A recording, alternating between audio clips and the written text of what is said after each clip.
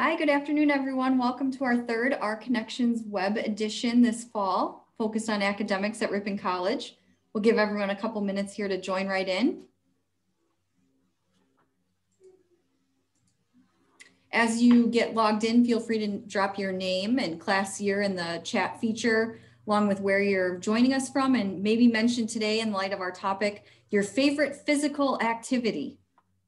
So let's see what we can get today on with our group.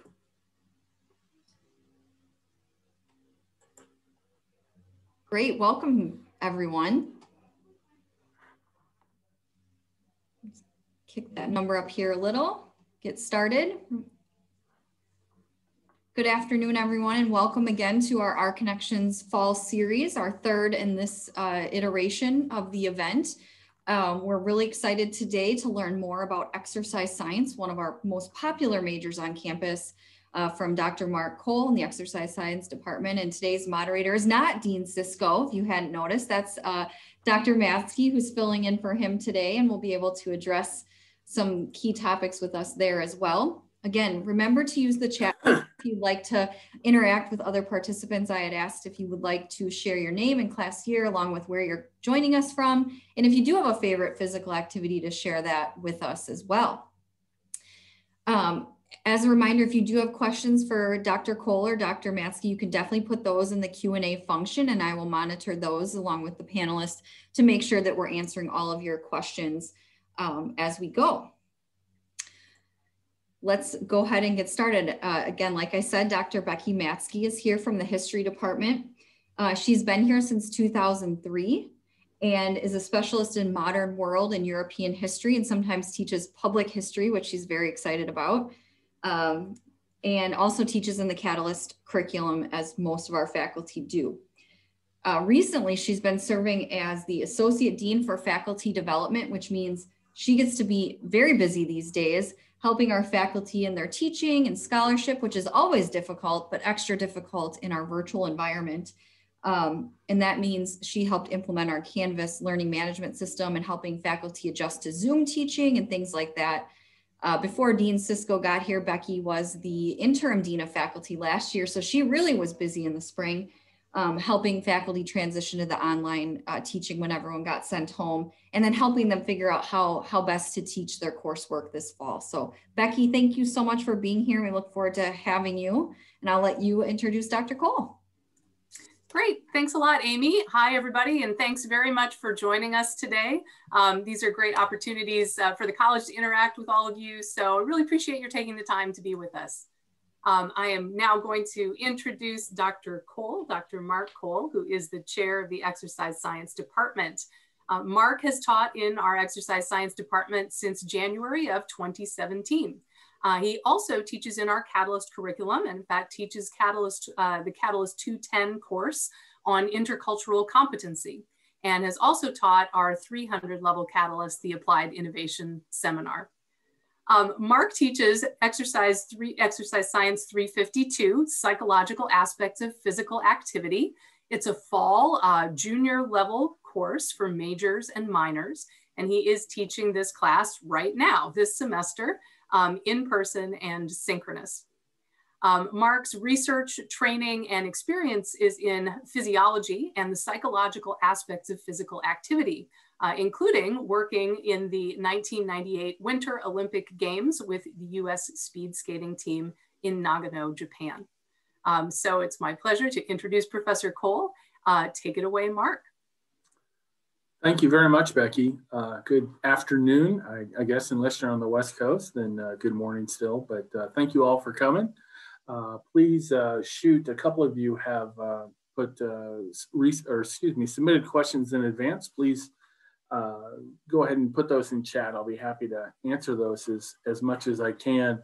I'm gonna steal everybody's screen a little bit. Like every good lecturer, I need to have some slides. I apologize, and I try not to be that slide crazy, but I think it helps to kind of share some of our experience and share some of the fun things that we have going on in the department, as well as some statistics. I like numbers as well as a researcher. Numbers are important.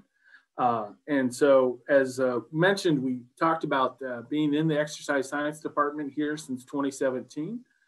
During that time, we have seen the renovation. We came in mid-renovation of the Wilmore Center and got a chance to get everything, including ourselves, covered in dust and enjoy a little bit of the old Storzer and as well as the new Wilmore setting that we're in. And we're very happy to be here, and we think we are continuing to grow because of that. You can see from a number standpoint, we do not deliver activity courses. And I have a little asterisk there because I have two faculty on campus who graciously donate their time to offer activity courses. Dr. Hatcher teaches essentially a couch to 5K motivational course, and Dr. Scott in mathematics teaches a fencing class. And we're very happy to have those, but the campus doesn't offer a wellness or doesn't require a wellness commitment.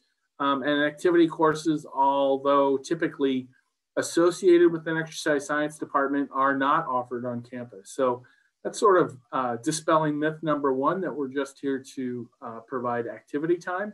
We don't do much of that. We actually have two full-time faculty, myself and Dr. Brittany Followay. Her specialty is solely in exercise physiology, and she joined us 2 years ago.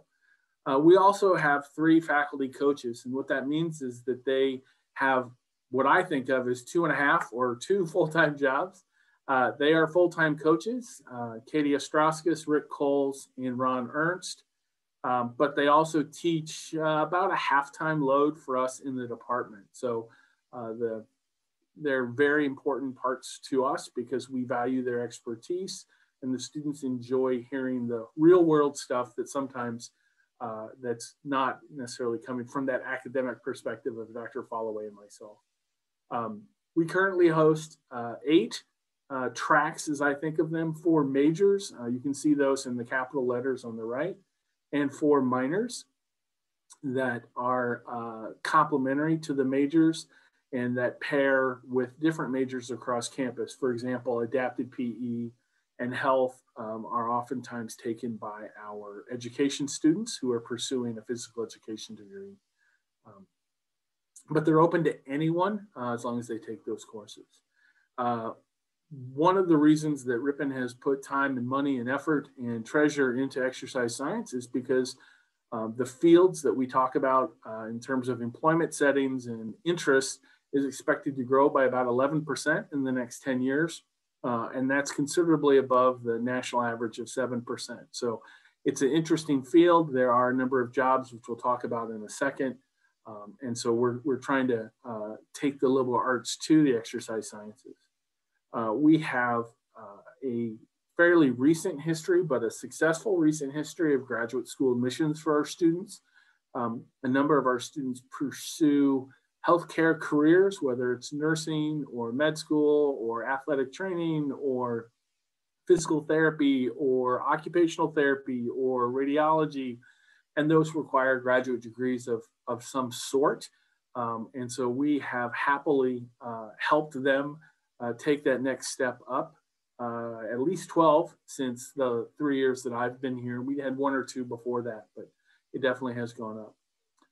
The department as a whole across 4 majors averages about 25 graduates per year, with probably the heaviest number of graduates occurring in sport management, followed by education.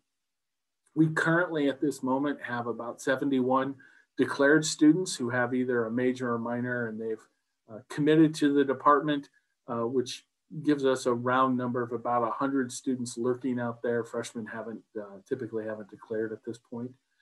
So we have a healthy population within the department, healthy interest across our courses, both in declared students and students from other majors.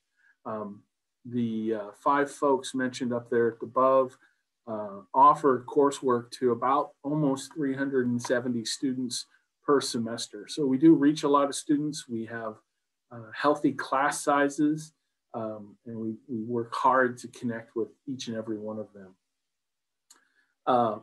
One of the things about our department is that we recognize that we exist in the shadow of and as a result of the liberal arts. And so our mission statement for the department is about educating and empowering students to give them those cognitive and psychomotor and affective skills to address societal problems that, yes, they do connect and look at that narrow topic of sport, but really lifelong physical activity. And that sense of physical activity across the lifespan is woven into every course and every topic, every major, every minor. It is no longer that narrow field that maybe it might have been when I was in school.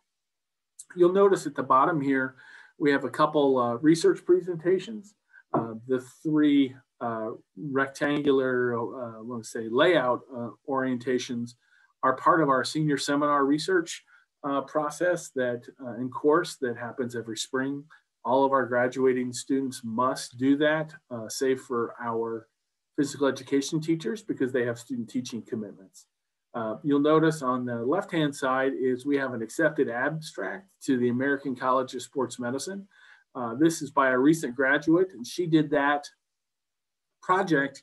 That was her senior seminar project when she was here. She just completed a master's at Kansas State University, and she was fortunate enough to get her research that she did here accepted for presentation at what is certainly the nation's premier sports medicine related conference, and certainly one of the top 3 internationally. And so she was very proud of that. We're very proud of her, and we're super happy that it happened.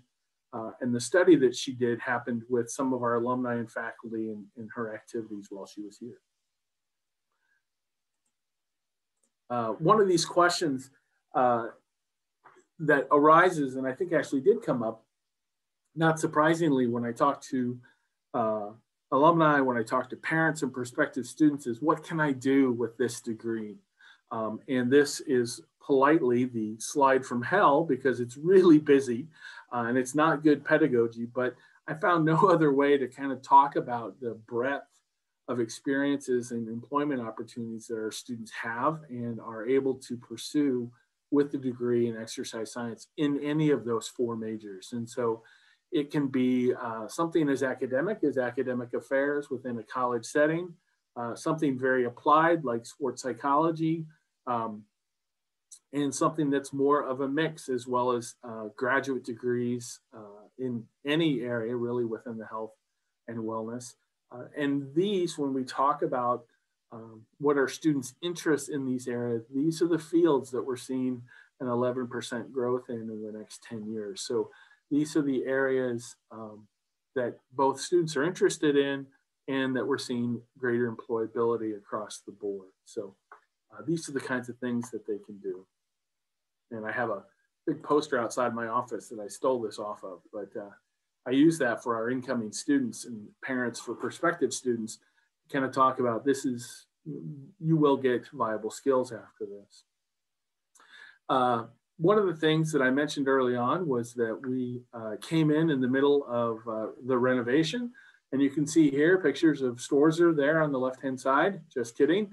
And they're pretty well lit for Storzer, if you were here and remember that. But the pictures on the right-hand side are what we work with now. And so doing the dungeon joke here is more recognizing that we didn't have a lot of space, we didn't have a lot of light, it wasn't very welcoming. And we have sort of the opposite of that now with our wonderful Wilmore Center. And you can see that the images here, the 2 on the bottom are students in one of my labs doing what's called a motor learning lab about how we learn motor skills. The 2 pictures, and that's happening in our athletic training room. So all of our facilities are educational facilities first and then athletic facilities. And I don't jump up and down about that priority, but we use them until 3 o'clock strictly for academics. And then they quickly transition over into our athletic and intramural sports. So everything is really multiple use in the facility. The 2 middle photos you'll see is another perspective on our athletic training room and our weight room, where we have a couple classes. We have an Essentials of Strength and Conditioning class that uses that. And we have some other technique classes that use the weight room as well. And then at the top, you can see that we have a picture of our entryway, which is with the deck up on the top for our aerobic machines, which we use for our classes as well. We also use the balcony there to drop things off of for some of our classes to help students. And you can see I have one of my students here on her balance board, but over her shoulder, you'll notice there's a window in the back. And that is a window into our exercise science laboratory. So this is a lab that's set up just for us to use with our students in doing research studies. It is well lit, although it doesn't necessarily look that way, but we've got some wonderful equipment in there that came with the renovation. And as you can tell, it's all of these facilities are much more inviting to use both for the students and for visitors. I'm trying not to talk too much. That is one of my weaknesses. My students say sometimes I go off on a little bit of a rant, so I will apologize.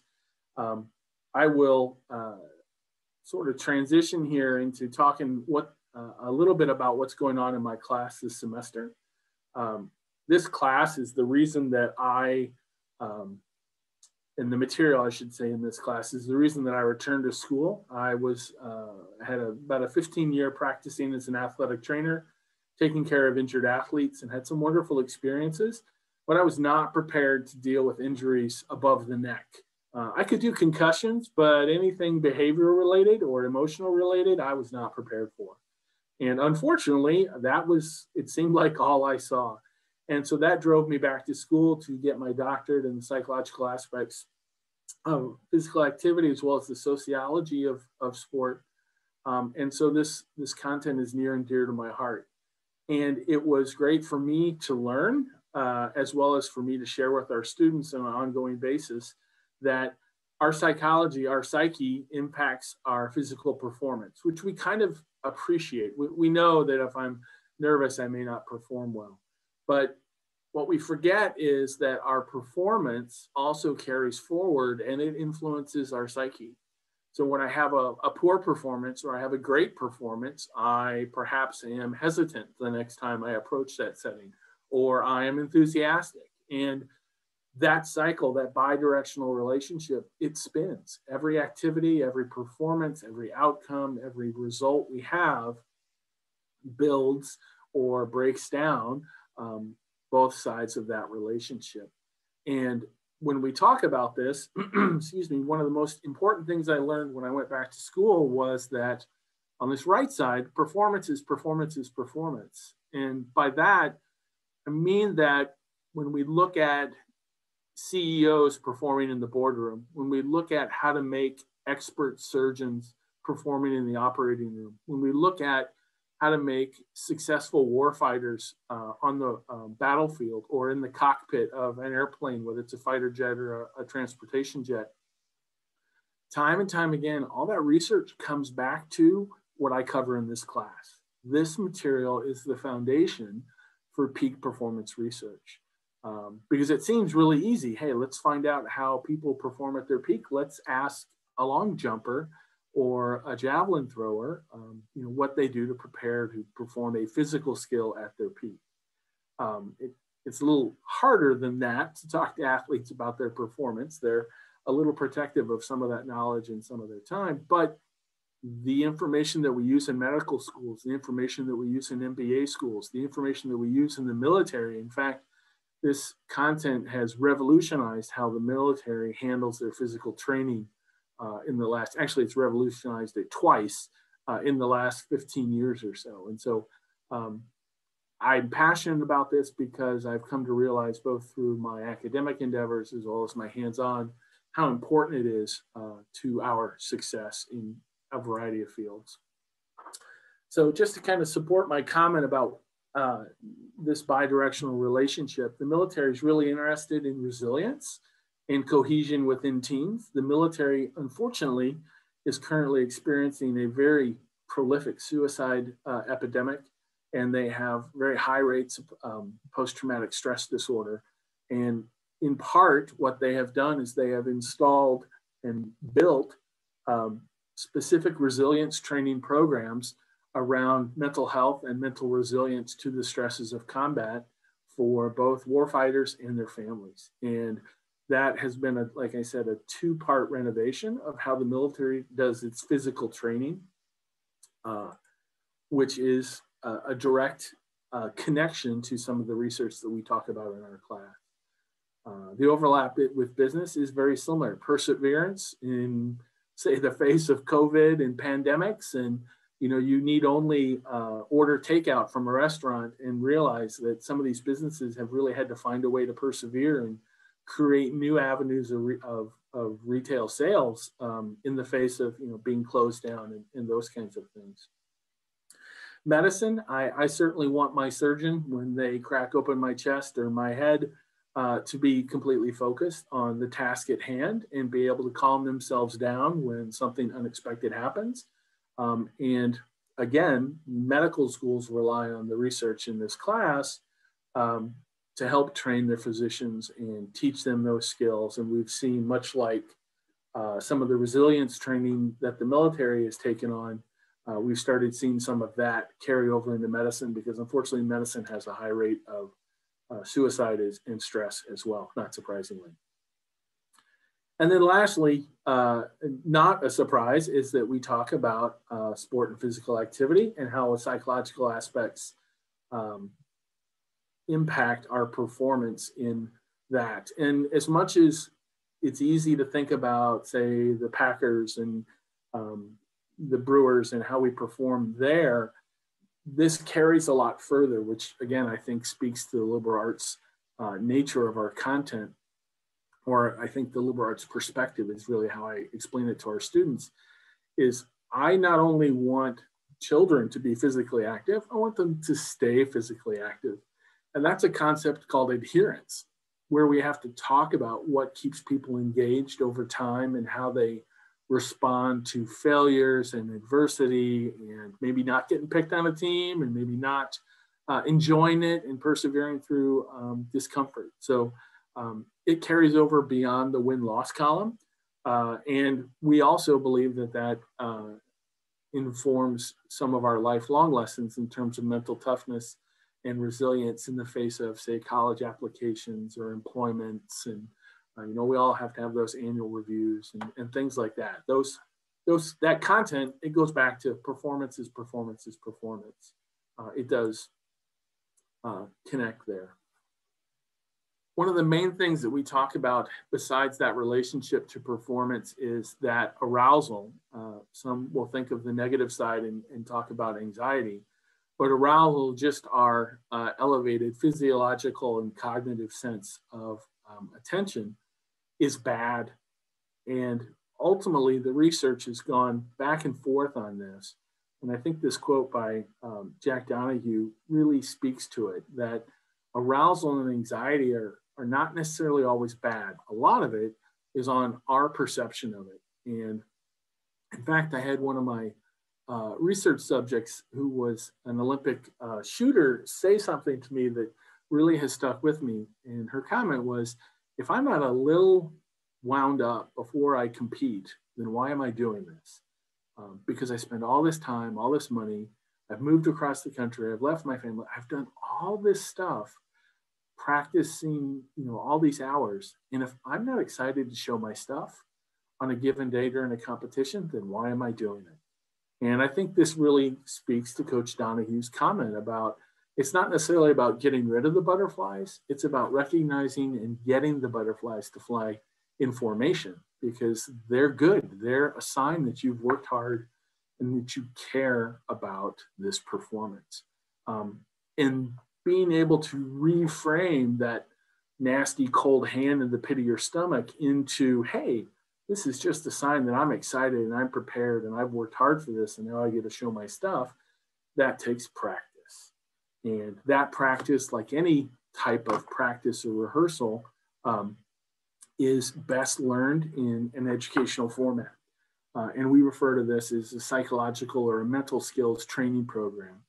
And the core at any PST or MST skills training program is what I call the stoplight, is helping people anchor on their performance when they did awesome and they did felt fantastic and they had a good outcome, and really that very positive setting and situation is the green light. But also, without giving them time to think about it too much, have them remember when they bombed and how they did very poorly and how it felt. Were they anxious? Were they sweaty? Were they distracted? What were those things? And in anchoring their current arousal level, not anchoring, in placing their current arousal level on that spectrum with two anchors, then we can talk about moving them one way or the other, preferably towards green, but also understanding what things push them from yellow to red or from green to yellow. And so this sort of an educational program comes with development of awareness of where you are and where you want to go, and then acquisition of some skills to help you move from yellow to green, or from red to yellow, or just red to rebound if you had a really bad experience. So our courses, our course this semester is in part sharing the information that I've just shared with you in terms of the bidirectional relationship of how performance impacts our psyche and our psyche impacts performance, and that cycle keeps spinning. But also that performance is performance across domains, whether it's a child, yes, they don't have the same amount of understanding of mental toughness or perseverance that an adult has, but they still have a need for it, and they have a need for it on a scalable understanding. And that goes across domains. So I oftentimes have students in my class from other majors across campus who are interested in their performance, whether it's in the classroom or outside of the classroom or on the ball field. And then lastly, we finish with this understanding that these skills that you may be interested in, this desire for focus, this desire to leave anxiety, to get away from, or to achieve something, is or can be aided by a psychological skills training program that is anchored by memories and understanding of when you did well and when you didn't, and then skill acquisition, or an educational program. I always tell my students it's not magic pixie dust. I can't walk in one day and sprinkle it and boom, you'll have concentration and focus and I'll get rid of your anxiety. That's not how it works. We have to earn it a little slower, a little more step by step. Let's see. I think that's all I have. I know I will steal this back so I can see.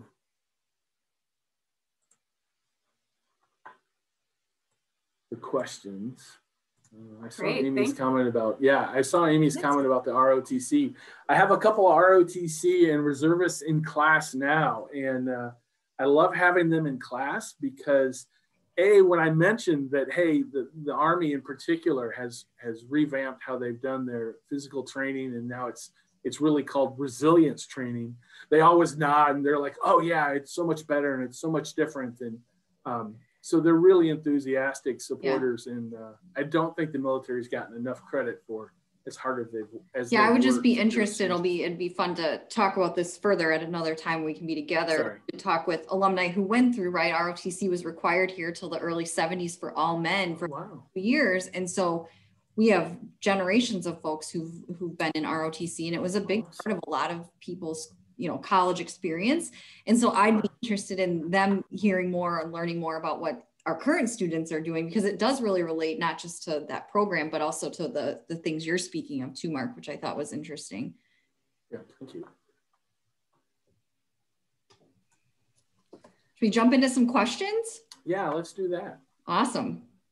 Let's see, John. So I see John's question about the jobs. We kind of talked about, or I tried to show you some of the positions that our students align themselves for. We really founded and revitalized our exercise science program with an understanding that a liberal arts degree program is interdisciplinary. It covers topics within humanities as well as social, natural, and formal sciences. And as a result, students need to approach that information in whatever way really sticks with them. And so that liberal arts spectrum is, it encompasses things like arts and literature and linguistics and philosophy and ethics.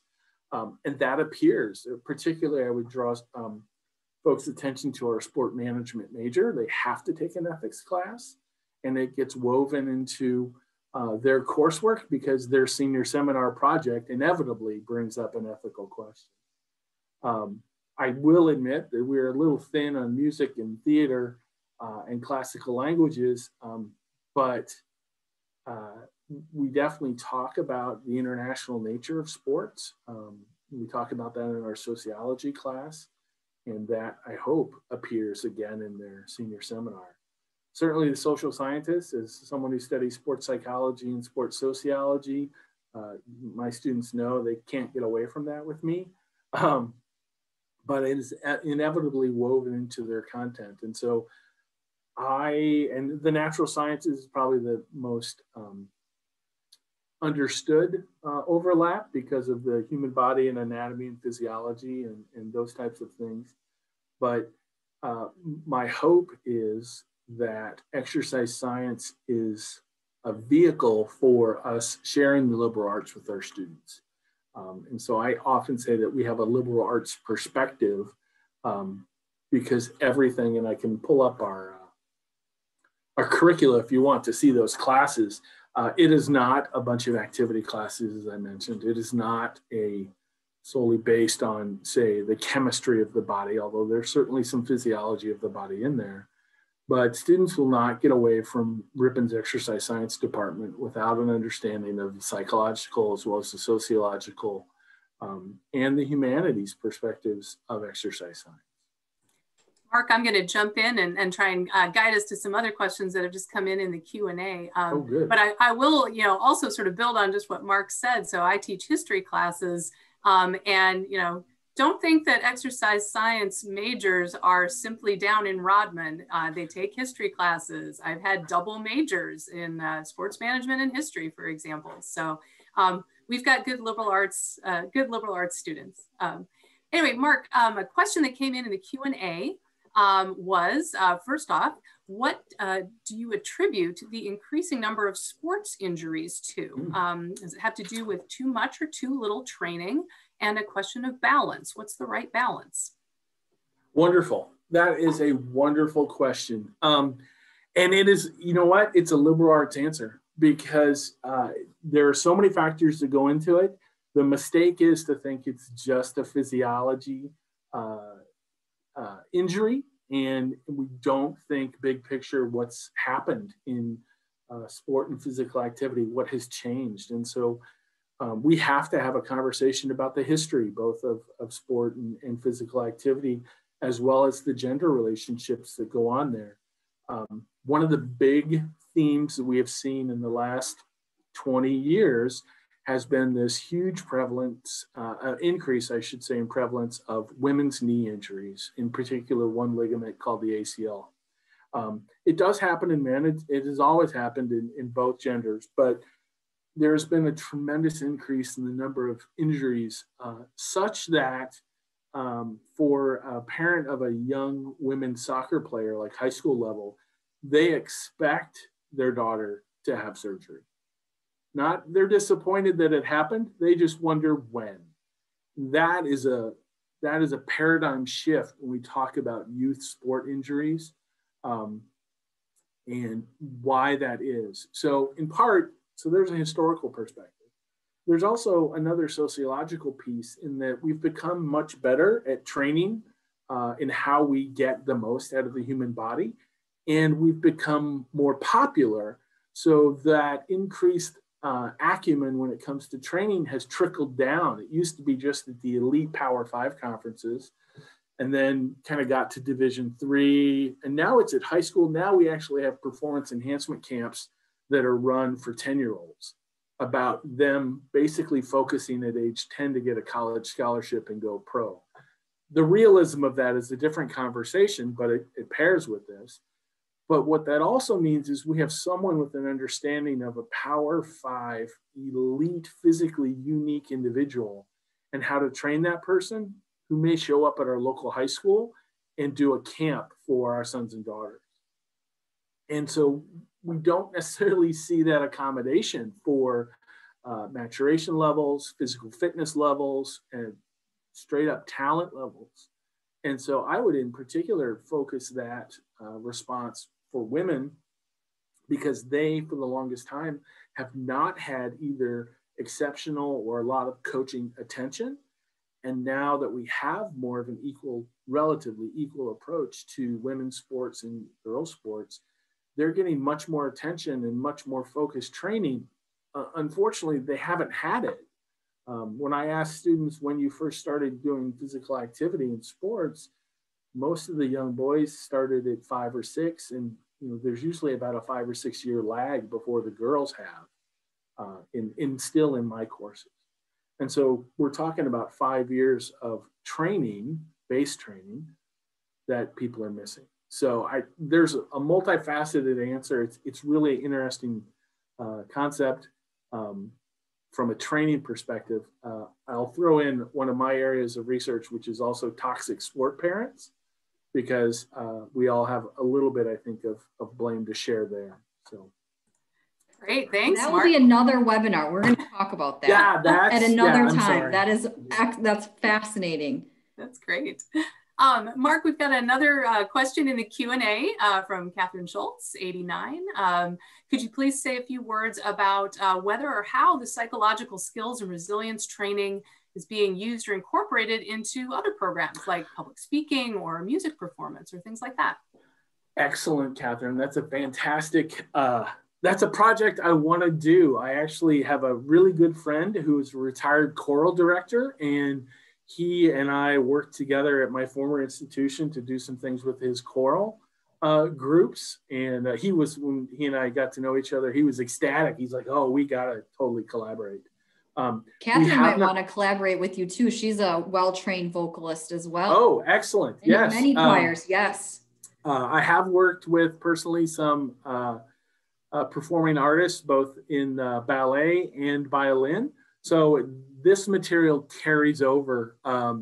With all due respect to the performing arts, they tend to be a little less tolerant of the physiological perspective, but they tend to embrace the psychological perspective in comments and content a little better.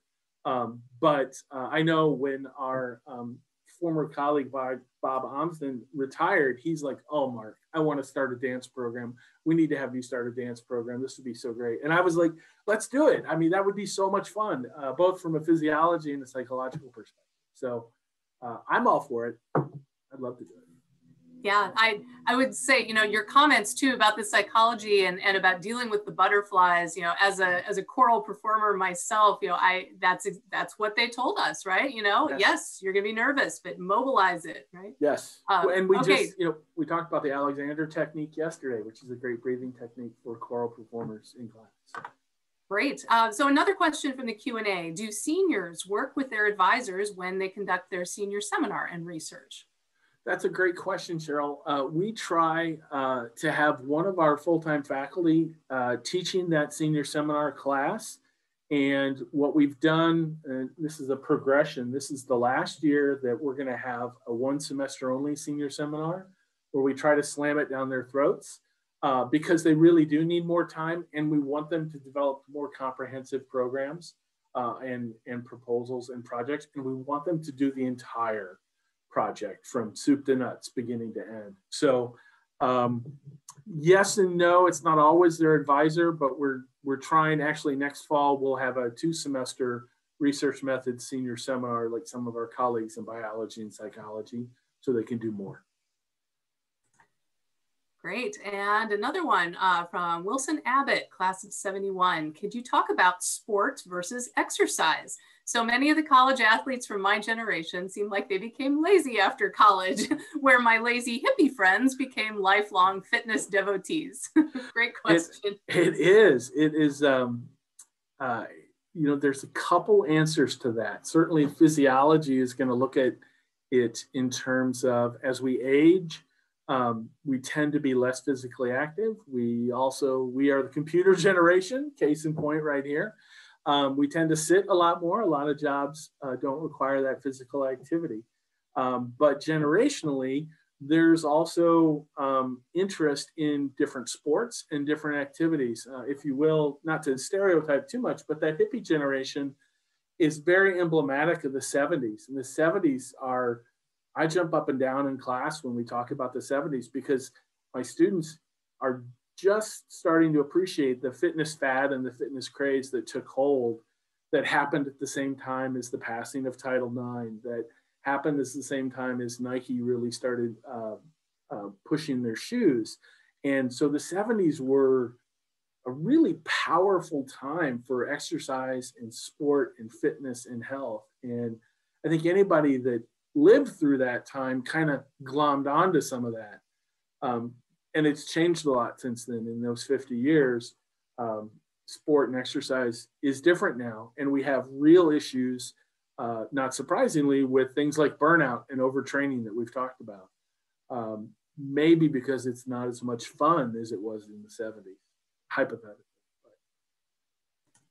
Great, thanks, Mark. I did want to ask you one other thing that maybe people are thinking about. So obviously in the age of COVID, we're all having to teach a little bit differently. So I wondered if you might tell people kind of, how does your classroom look now, whether you're virtual or in person? Yeah, so I've started all three of my classes out in person, giving students the option. If you want to go synchronous via Zoom, I'm happy to do that. We didn't have a lot of takers early on as the semester is worn on. And if you're aware of the numbers in the counties around Ripon, more of my students have become interested in sort of doing that synchronous piece. The hardest part for me, I told this to others, is I enjoy student engagement. I teach classes where I need student engagement. No one wants to listen to me yammer on except for you guys, and I thank you for your patience. But I need that student feedback. I need their facial expressions. And so the masks have really taken a lot of that out. I'm not as good at reading eyes as I am at reading faces. And so what I've asked students to do is lots of thumbs up, thumbs down, middle of the road thumb if the content or the conversation or the activity was okay. And if they liked it or they agreed to it, we do jazz hands. And they really thought I was crazy when I did the jazz hands the first time, but no, they're on board with jazz hands now. So I'm like, hey, how was that? And I'll get a couple jazz hands, I'll get a couple thumbs down, and I'll take that interaction however I can.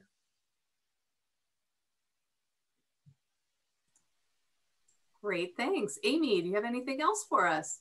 No, we're just about at our time. That was fascinating. And I'm excited. I'm making a note about the helicopter sports parents because that could be a very hot topic. As a mother of young children, I don't want to be that parent who blank.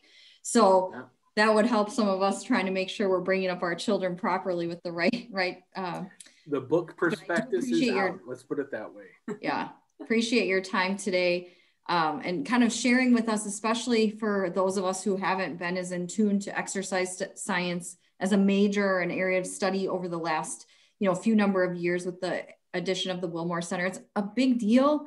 It continues to be a big deal for our students and our faculty and our community to train students in these things and really educate them about these pieces, because there is great vitality in the work and future careers for them. And it is a very liberal arts feel, even when it doesn't seem like it sometimes. And I appreciate you taking time to really show us what that was about, because it is a big topic, and it does, right? We remember we had to take a PE class when we were students, right? Yeah. That doesn't exist. And so what's the difference? And I've appreciated that kind of sense of things, and lots more we could definitely talk about today in the future. So again, we will follow up with a recording for all of you of this webinar and share that on the college's YouTube channel so others can enjoy it as well. Lots of good takeaways here and definitely some further discussion to be had.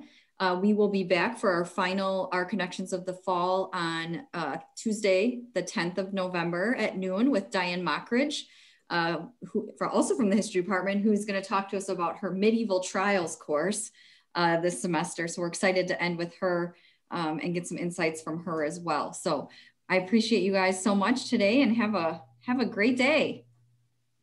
Thank you all for coming. Take care.